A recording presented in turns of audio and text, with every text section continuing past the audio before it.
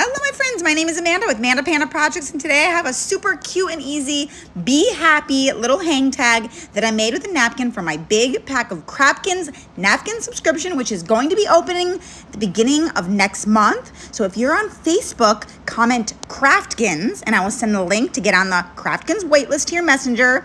If you're anywhere else, it could be in my bio or in the description, but you don't want to miss this next round. Trust me. So all I did was take this little white tag from not white tag, it was a tag from Dollar Tree, and I painted it white, okay? I took the Christmas stuff off of it, painted it all white with chalk paint. Then I separated the layers of the napkin. I just decoupaged it to the front of this tag. Okay, so you always want to get it down to one ply, so it's the nice thin part of the napkin. A nice thin layer of Mod Podge. Lay it down as smooth as you possibly can. Don't worry if there's some wrinkles. It doesn't have to be perfect. Smooth it out with, like, I use my baby wipes container, something plastic or saran wrap.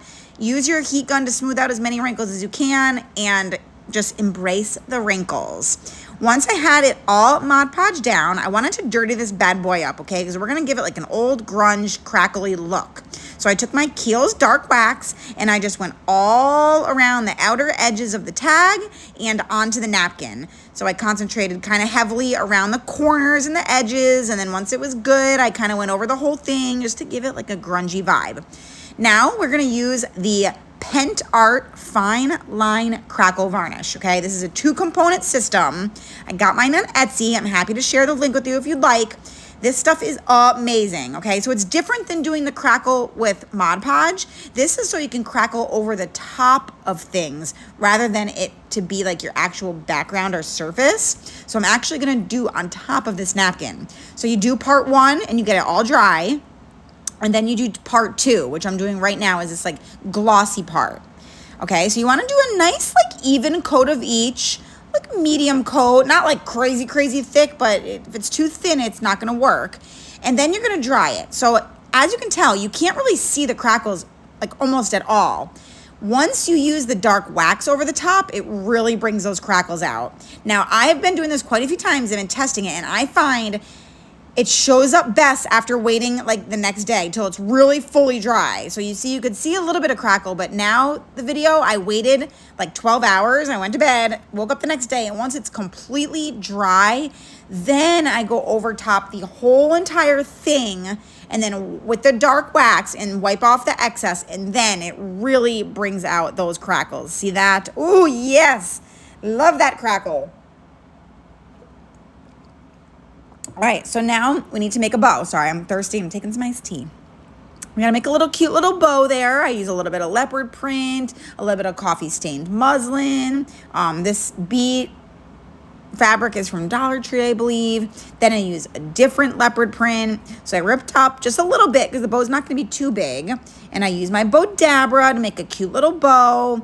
You just layer the pieces on there one by one. There's really no rhyme or reason to how I do it.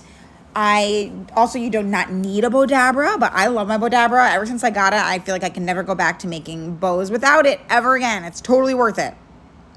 So then I like to kind of finish off the top of the bow with a little bit of twine, and then you're gonna go ahead and you tie it, like smash it down real good. You're gonna tie it nice and tight. Don't break your twine like I do several times. And then see, a cute little bow, not too big. I'm known to make my bows a little bit too big.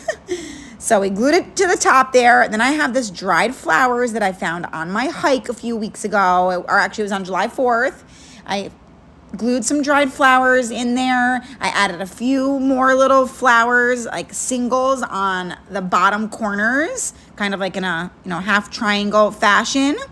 And then the last thing we have to do is we have to add our twine hanger back on. So I just kept it simple. I used the same twine hanger that it came with and tied it in a regular knot. You could do like a wood bead or something, but I just went simple with the twine. And there we go. I love how this turned out, you guys. I made this last week and I just got around to editing it after I did that mason jar, and I wanted to do a tag, so I went ahead and I did it, and I'm so happy that I did. I love the way that this turned out. Again, if you want to get in on cute napkins like this, you get 18 napkins. Send me a message. Let me know that you want to get on the Cracklin's waitlist.